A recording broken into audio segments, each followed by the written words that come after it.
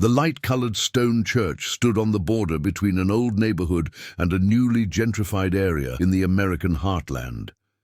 It was a building that had survived decades of economic change, silent scandals, and repeated ceremonies where personal stories were swallowed up by ritual.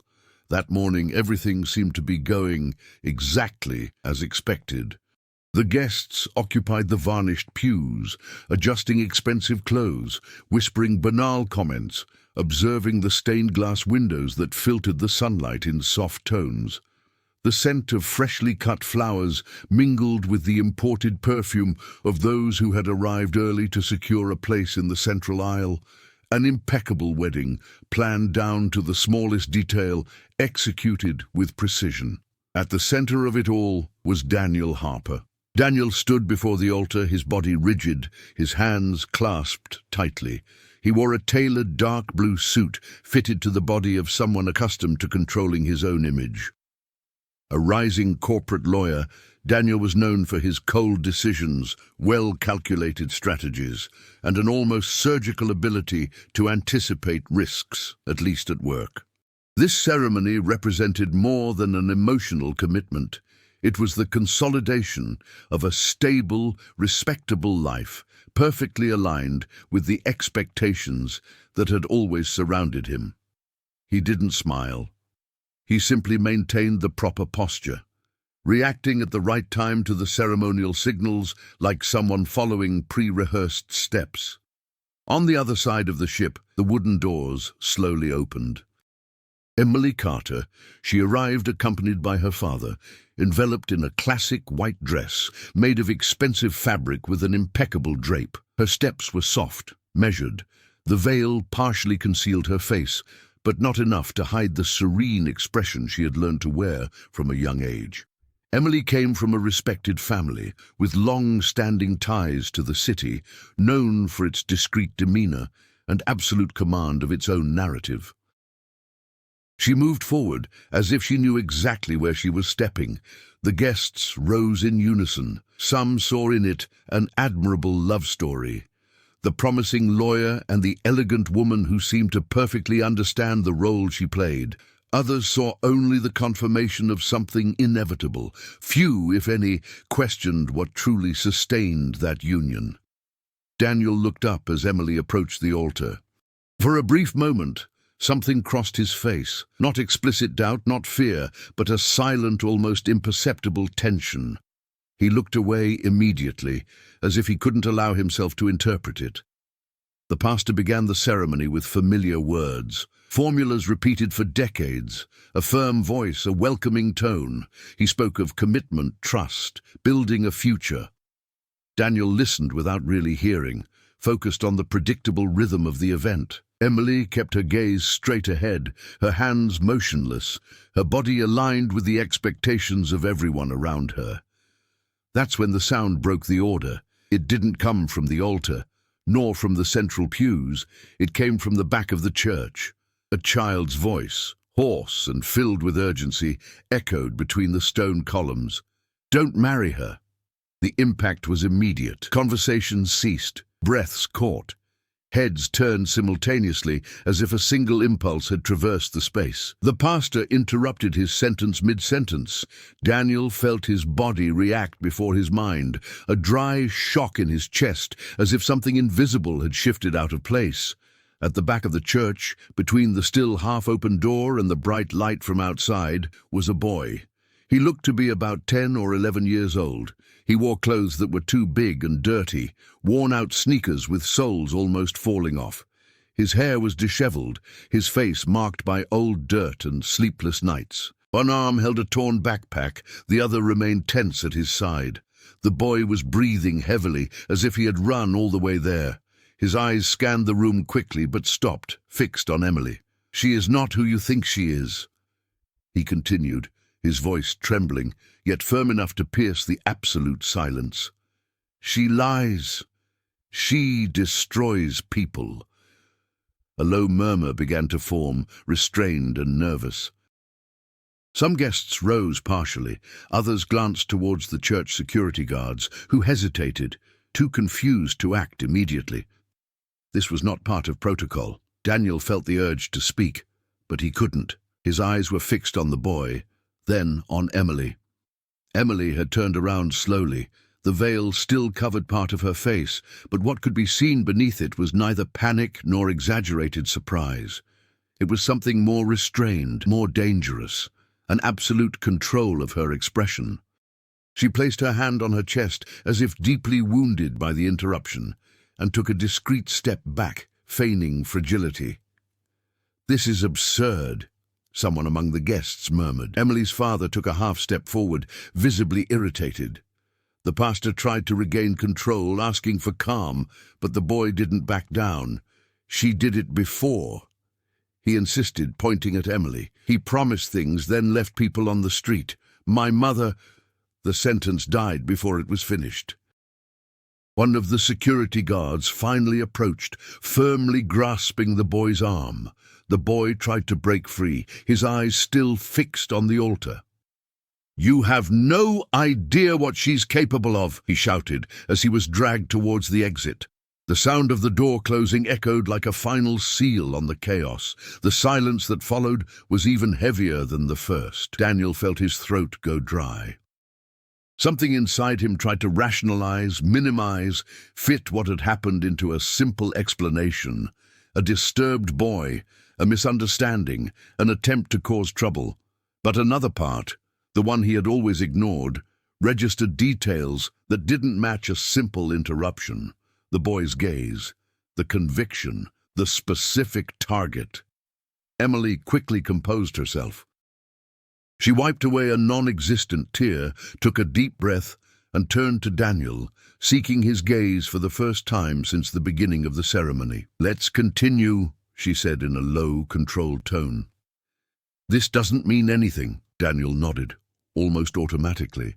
But when the pastor resumed speaking, Daniel no longer heard him in the same way. Something had been introduced into that space, a concrete, unsettling doubt, impossible to ignore. And for the first time since agreeing to marry, Daniel realized that perhaps he had ignored too many questions. The ceremony ended under a forced normalcy. The pastor concluded his final words with almost mechanical care, and the guests responded as expected, even though the enthusiasm had lost some of its luster. The incident was pushed into a quiet corner of the collective memory, treated as a passing embarrassment that no one wanted to discuss aloud. Daniel kissed Emily to subdued applause. The applause echoed through the hall, but it didn't have the same force as minutes before. Some guests exchanged quick glances, others avoided eye contact. The official narrative needed to be preserved. Outside, the sun shone too brightly for a moment that now seemed heavy with shadows. The boy had already disappeared. There was no sign of the torn backpack, nor of the security guards who had removed him. Only the controlled movement of the guests heading towards the reception hall, where everything had been carefully planned to convey success, stability, and celebration. Daniel walked beside Emily, feeling her arm intertwined with his. The touch was firm, secure. There was no trembling, no hesitation. Emily greeted acquaintances with perfectly timed smiles, appropriate comments, an impeccable performance from someone who knew how to navigate social environments from a very young age. The reception was held in an elegant, recently renovated space with large windows and minimalist decor, a clear symbol of the city they lived in. A former industrial hub now reinventing itself, attracting investors, young professionals, and ambitious real estate projects. Daniel had built his career there, representing companies responsible for these transformations. Emily, less visibly, moved in the same circles. As toasts were raised and soft music filled the air, Daniel began to notice details he had previously ignored. Small silences when certain names were mentioned, averted glances when listening to stories about the city's recent past. Nothing explicit, nothing that could be pointed to as proof of anything wrong, but enough to be unsettling. Emily grew up in that city.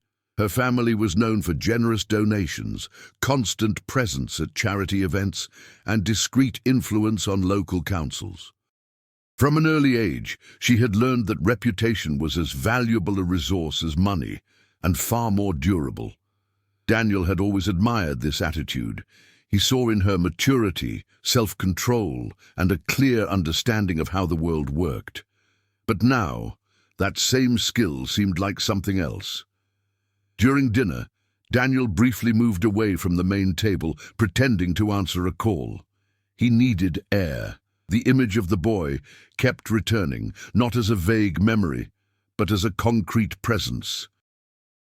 The direct gaze, the blunt accusation. He tried to remember if he had seen the boy before, somewhere in the city, perhaps near the office, or on the streets close to the projects he represented. The city had visibly seen an increase in the number of homeless people in recent years, a direct consequence of evictions, urban reforms, and promises of revitalization that didn't always include everyone. Daniel knew the reports. He knew the numbers. But numbers never shouted inside a church. Emily approached, placing a glass of champagne on the high table beside him. "You're distant," he observed, without explicitly accusing anyone. "It was an intense day," Daniel replied, choosing his words carefully. She nodded, as if that answer was sufficient. They remained silent for a few seconds, observing the guests in the distance. Emily maintained an upright posture, her chin slightly raised. She didn't seem disturbed by an impending scandal. "Street children appear in unlikely places," she said casually. "Sometimes they say anything to get attention." Daniel looked at her. There was no defensiveness in his voice, nor genuine indignation, just a cold observation. "He mentioned his mother," Daniel replied. "He said you did something before."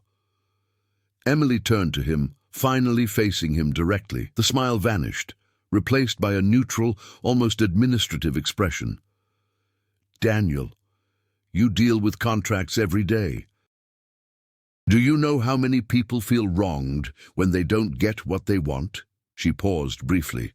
"My family has been involved in real estate projects, foundations, public-private partnerships. Not everyone understands how these things work." She didn't raise her voice. She didn't make a scene. The explanation came ready-made, well-rehearsed, as if it had been used before. Daniel nodded slowly. That answer made sense. It always had. Still, something remained off.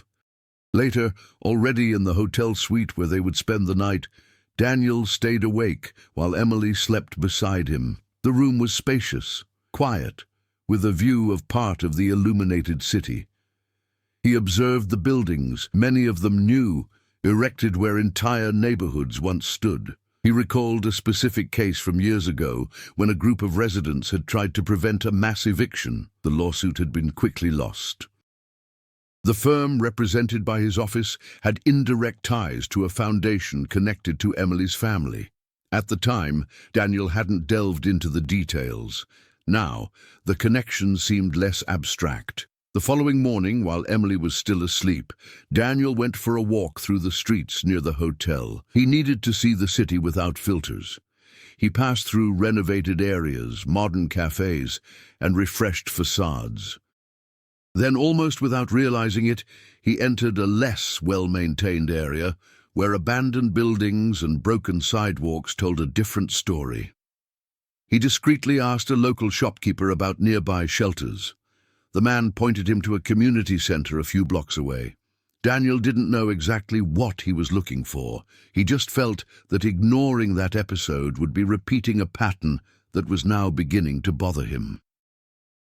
As she walked away, an unsettling certainty formed within her. The boy hadn't chosen that moment by chance, and if there was something in Emily's past that remained buried, the entire city seemed built upon similar layers of silence. The community center operated in an old school building with peeling walls and high windows protected by bars. Daniel entered unnoticed, blending in with the volunteers and residents who circulated through the narrow corridor. The atmosphere had a constant smell of weak coffee and cheap cleaning products. It wasn't a place made for comfort, but for survival. He was greeted by a middle-aged woman with a tired expression and a practical demeanor. She didn't ask unnecessary questions. People showed up there every day looking for something: food, shelter, information, and Daniel seemed like just another one. "I'm looking for a boy," he said, keeping his voice low. He must be about 10 or 11 years old. "He was here recently." The woman assessed his face for a few seconds before answering. "Many boys pass through here," he said. "Some stay, others disappear." Daniel persisted. He described the backpack, the clothes, the straightforward way of speaking. The woman sighed. "You're talking about Lucas. He shows up when he needs to," she finally replied. "He doesn't like to be idle." The name stuck in Daniel's mind. "Does he have a family?" she asked. "She did," she replied bluntly. "Her mother died last year. Eviction. Her health deteriorated after she lost her home." Daniel felt his stomach clench. He didn't ask for details immediately. He knew that too many questions would raise barriers. "Who was the owner?" he finally asked.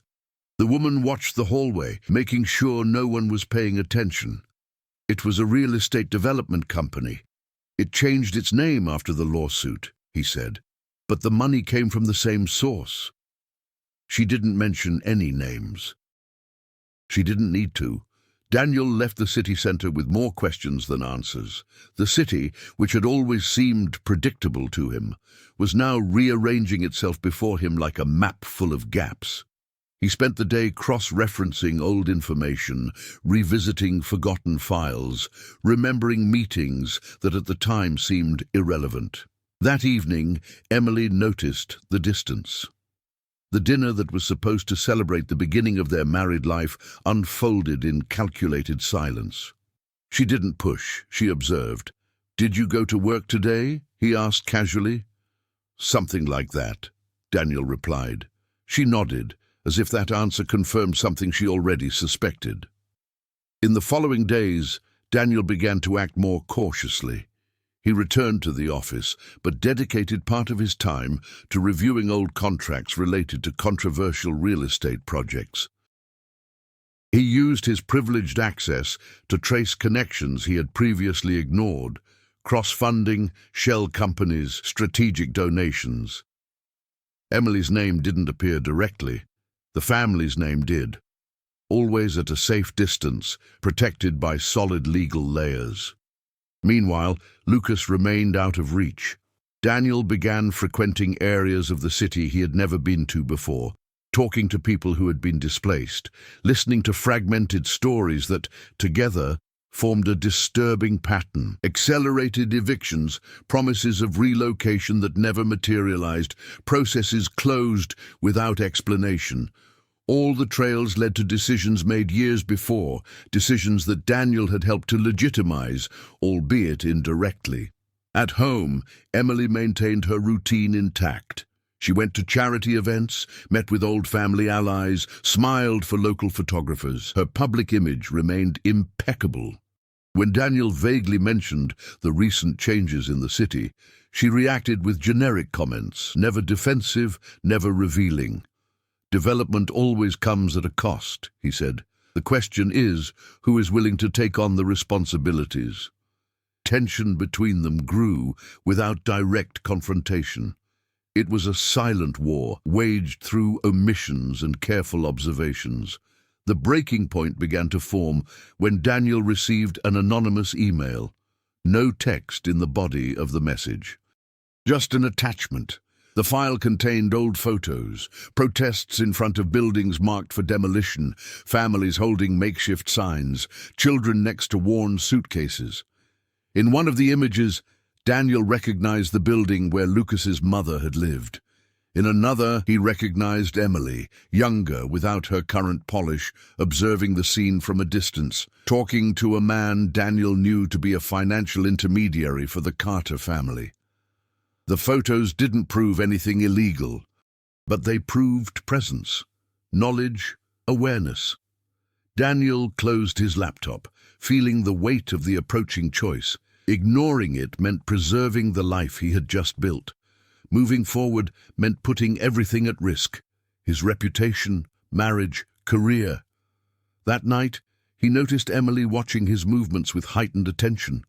There were no accusations, just a denser silence. And for the first time, Daniel understood that the conflict was no longer just in his wife's past.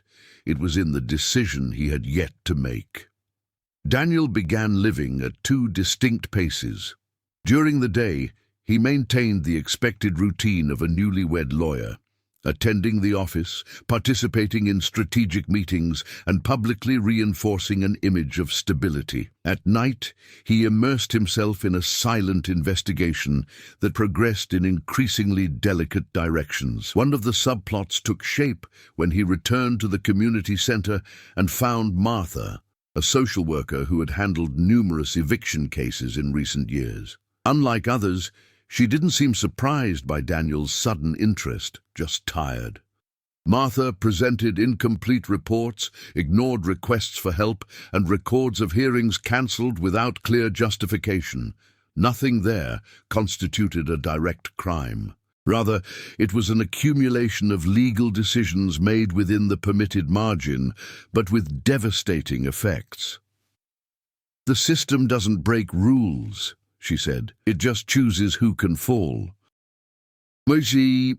Another subplot emerged when Daniel identified a former college classmate, Evan Miller Evan, now an investigative journalist at a local news outlet struggling to survive financially, had been trying for months to publish a story about the connection between large real estate developers and philanthropic foundations that, in practice, facilitated the silent removal of entire communities.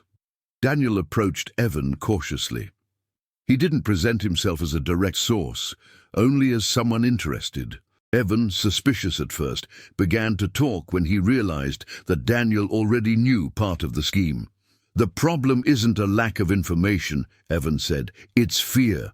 Those who fund these projects also fund campaigns, events, institutions. The whole city revolves around it." Meanwhile, Emily was developing her own strategy. Without confronting Daniel directly, she began to restrict information, filter invitations, and rearrange social commitments. Daniel noticed that some contacts stopped responding to his messages. Doors that had previously been open began to close.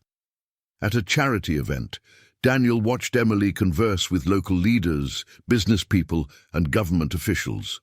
She spoke little, but every word seemed carefully chosen. She wasn't just a participant, she was a facilitator.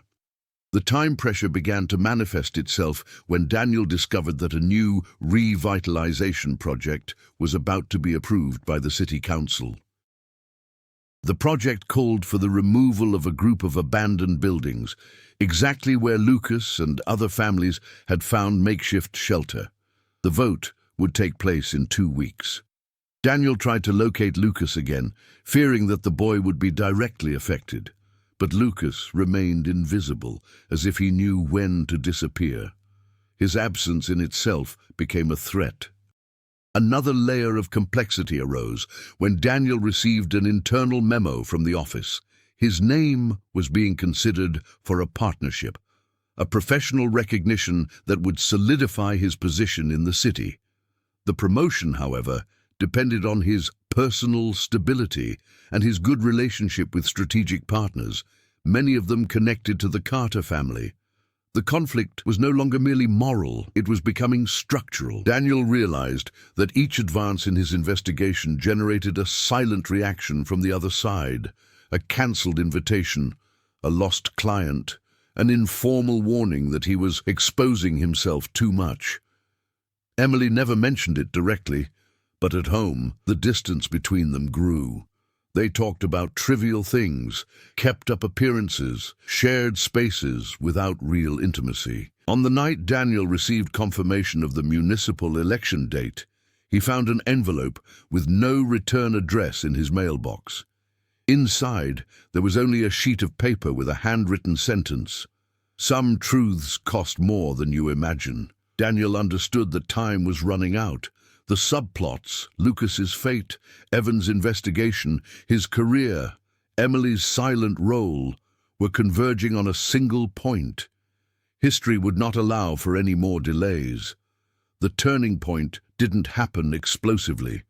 It came quietly, Like almost everything else in that city, Daniel was alone in his office on a rainy night, reviewing old documents he should have left behind long ago. Most of the employees had gone home, and the building remained lit only by emergency lights and the cold light of the computer screen. He was following a specific trail: financial transfers between foundations, intermediary companies, and investment funds linked to real estate projects. None of this was illegal in itself, but by cross-referencing dates and names, Daniel realized something that had previously escaped him. Whenever a mass eviction occurred, a charitable foundation linked to the Carter family received substantial donations weeks later. Officially, the money was earmarked for future social programs. In practice, it served to offset political losses and maintain strategic alliances.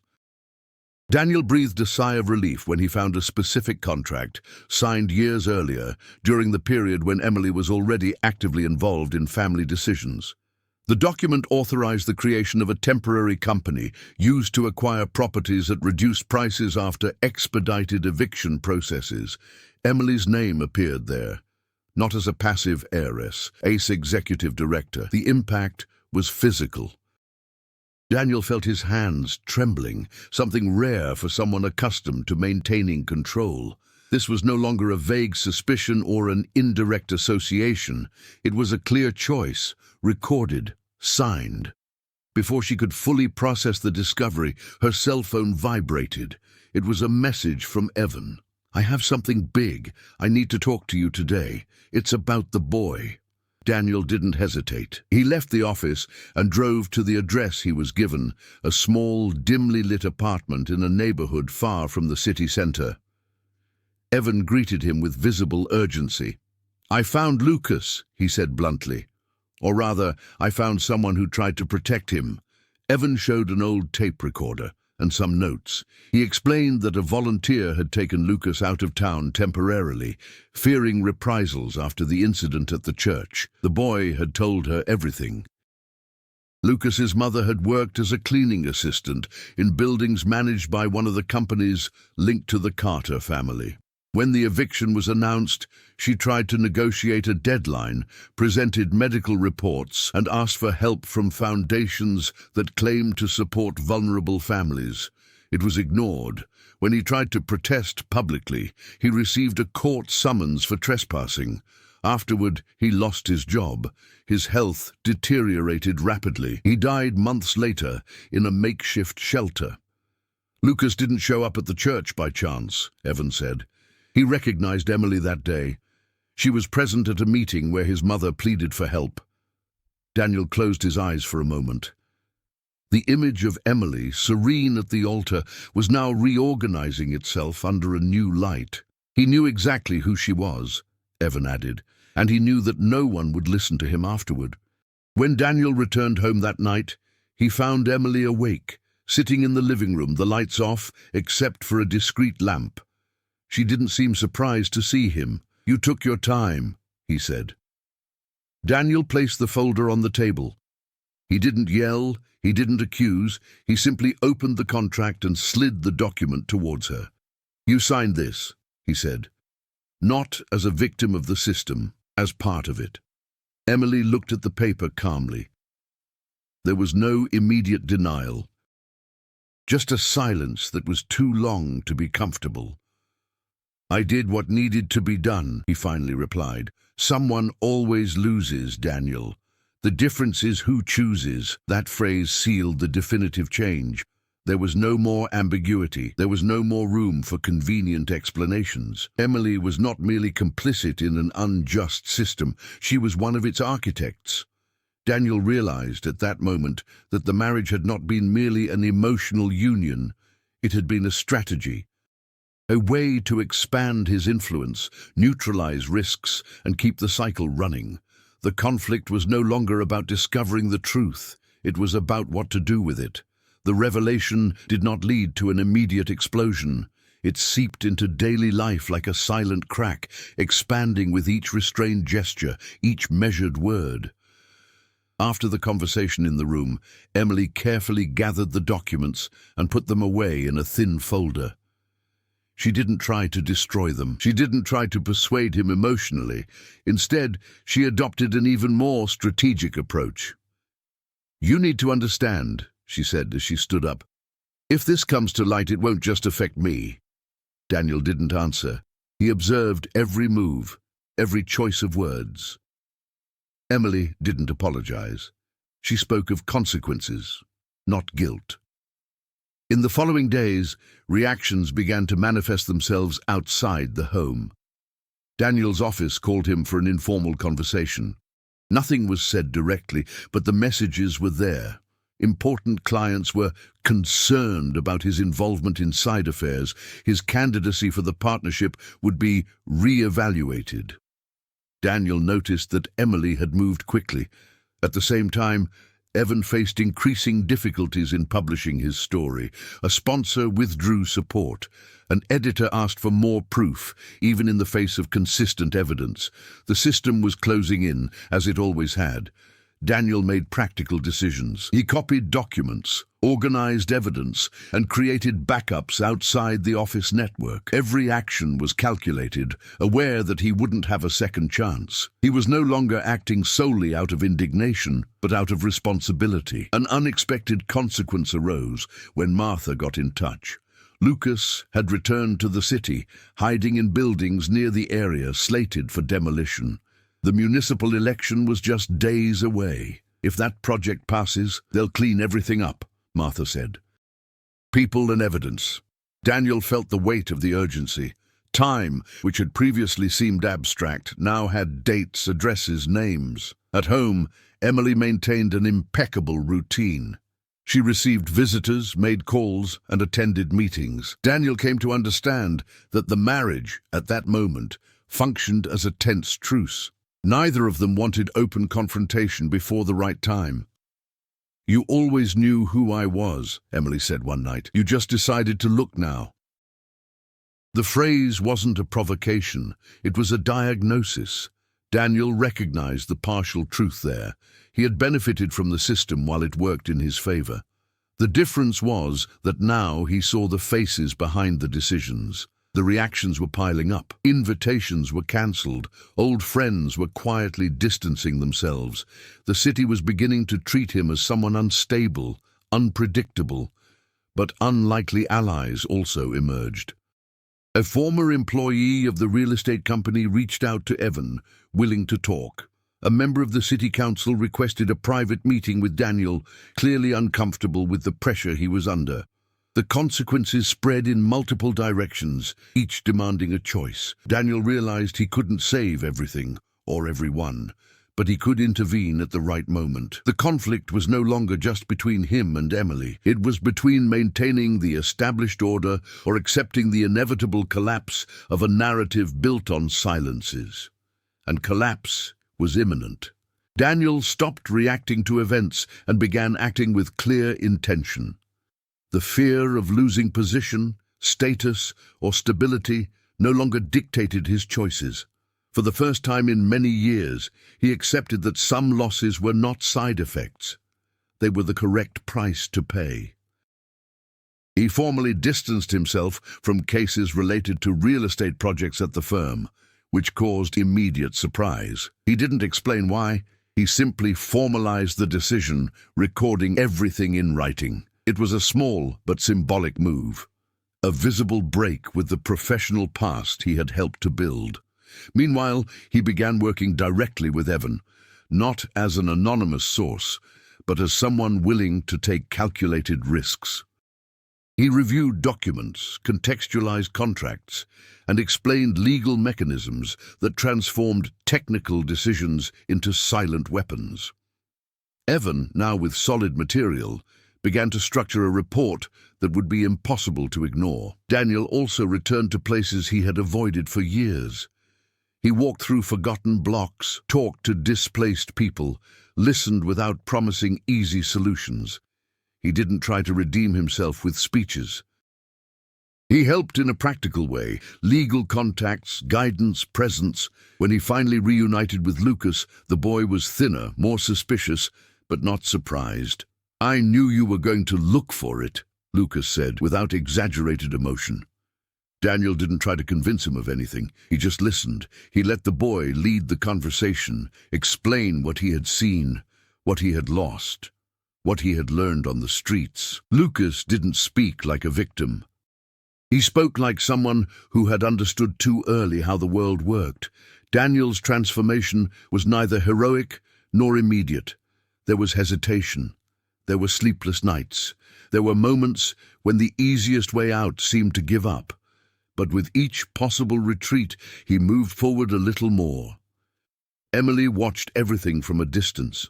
She noticed the change not because of the confrontations, which didn't exist, but because of the different kind of silence. Daniel no longer asked for explanations. He no longer sought validation. He acted like someone who no longer needed her consent.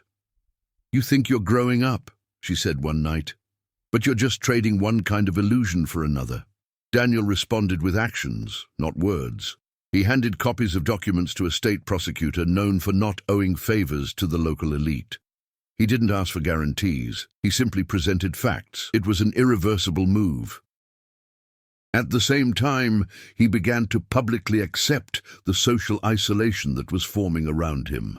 Former colleagues avoided contact. Invitations disappeared.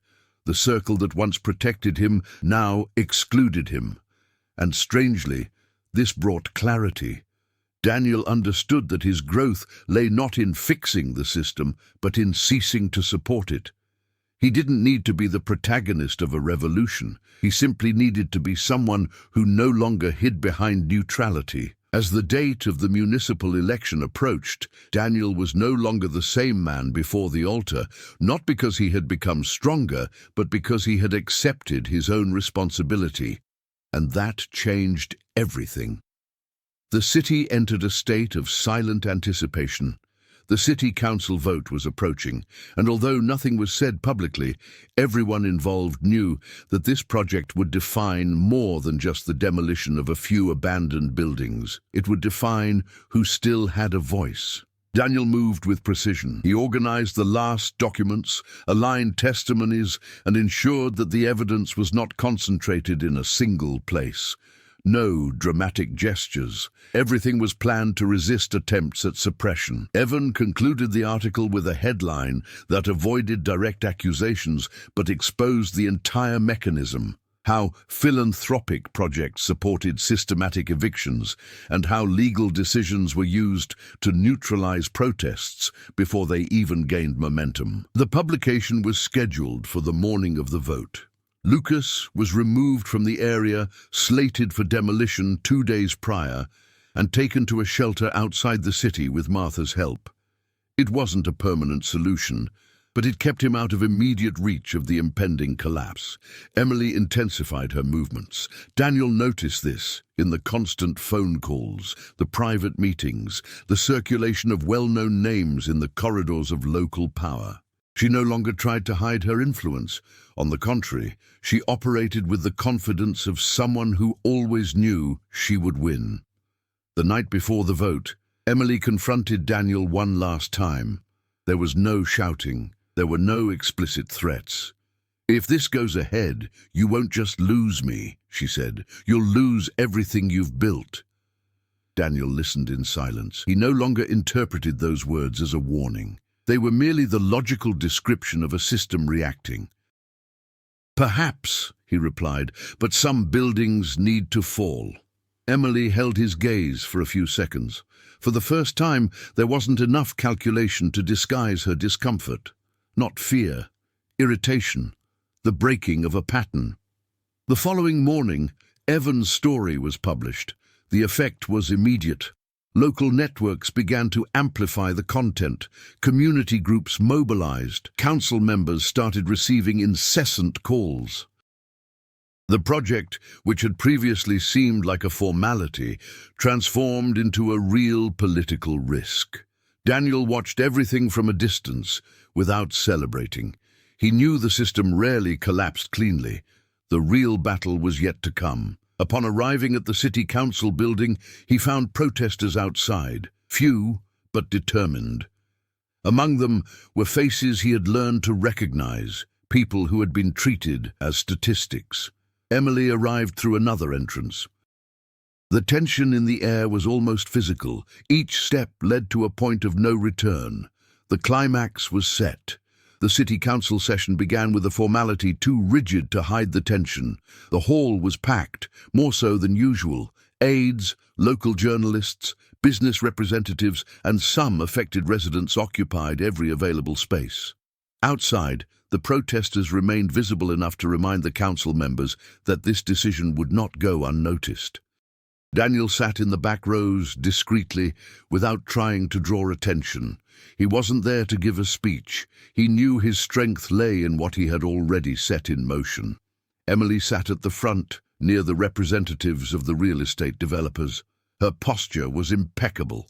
She spoke in a low voice, exchanging brief glances with members of the board. She still seemed confident that the system would once again work in her favor. The voting proceeded according to protocol. Technical reports were read. Economic arguments were repeated. Everything followed the familiar script until something changed.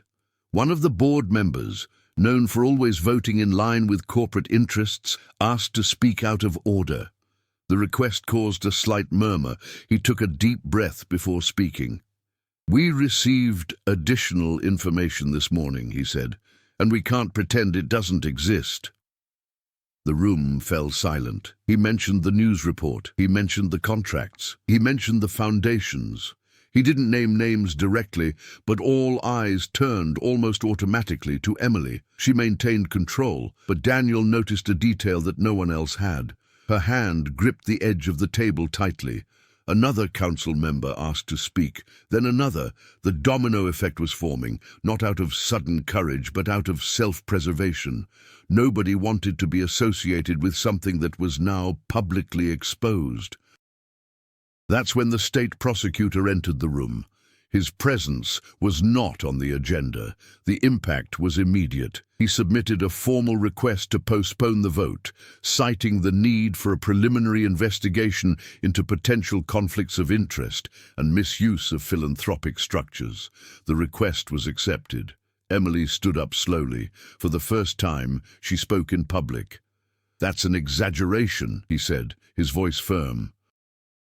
"We're talking about legal development, approved in previous instances." The prosecutor responded calmly.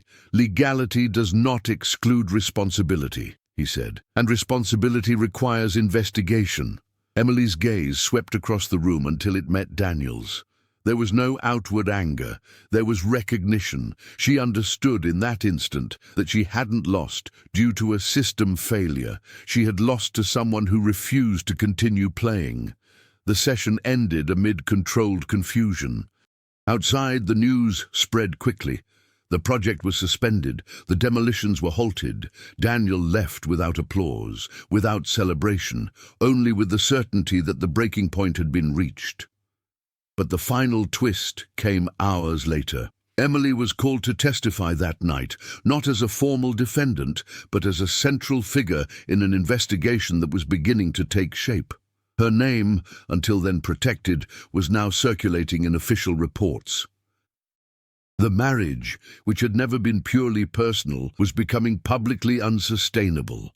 The climax wasn't a moment of clear victory.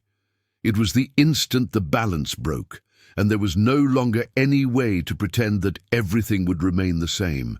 Daniel felt the weight of the transformation. He hadn't brought down the system, but he had exposed one of its most well-hidden gears, and that was irreversible. The following weeks were marked by a different kind of silence. Not the comfortable silence of restored normality, but the kind that arises when something essential has been displaced and no one yet knows how to fill the void. The investigation progressed without immediate public fanfare, as often happens when interests too great are involved. Emily testified more than once. Her lawyers worked efficiently, limiting damage and avoiding direct accusations in the early stages. Still, the impact was visible. Invitations ceased. Donations were suspended. Carter's name no longer circulated as easily in strategic meetings. The marriage ended the same way it had begun, without any explicit scandal. Emily left the house before any formal agreement was announced. There were no final discussions or requests for reconciliation. The bond dissolved like a contract that had lost its purpose. Daniel faced the consequences of his own actions. The firm confirmed what was already expected. He would not become a partner. Some clients terminated their contracts. The career he had meticulously built now existed in a smaller, less protected space. For the first time, Daniel had to rebuild without the automatic backing of prestige, and yet there was no regret. He began working independently, taking on cases he had previously avoided, small, complex, not very profitable, but necessary. His name ceased to be synonymous with corporate efficiency and began to circulate in different contexts: civil associations, community groups, legal resistance initiatives. Lucas was placed under temporary guardianship, not as a symbol, not as a moral victory, but as someone who at last ceased to be invisible. Daniel visited him whenever he could. He didn't promise grand futures, just his presence. The city moved forward, as it always does. Some projects were reconfigured. Others were postponed. The system absorbed the shock, adjusted its discourse, changed faces. But something had changed irreversibly. Now there were records, documented connections, public memories. Daniel walked the same streets with a different perspective. He knew he hadn't fixed everything. He knew many would continue to lose. The difference was that he no longer hid behind neutrality. The story didn't end with complete justice or full redemption. It ended with responsibility being assumed. And that, in that city, was already a significant rupture. Months later, Daniel passed by the church again where it had all begun. He didn't go in. He just observed the building from a distance, now silent, ordinary. He thought about how a single voice, fragile, ignored, improbable, had been enough to shift an entire life. Lucas attended school. He still bore the scars, but he no longer walked alone. Emily had disappeared from the news, protected by agreements and strategic silence. The system remained alive, but less comfortable. Daniel moved forward without illusions, making only more conscious choices. Sometimes that was enough. If this story made you reflect on power, silence, and responsibility, share your thoughts in the comments. Stories like this aren't just for entertainment. They provoke questions that linger long after you turn the last page. If you believe that narratives can reveal uncomfortable truths and give a voice to those who are not normally heard, subscribe to the channel and follow more impactful stories like this one. Your participation keeps these voices alive.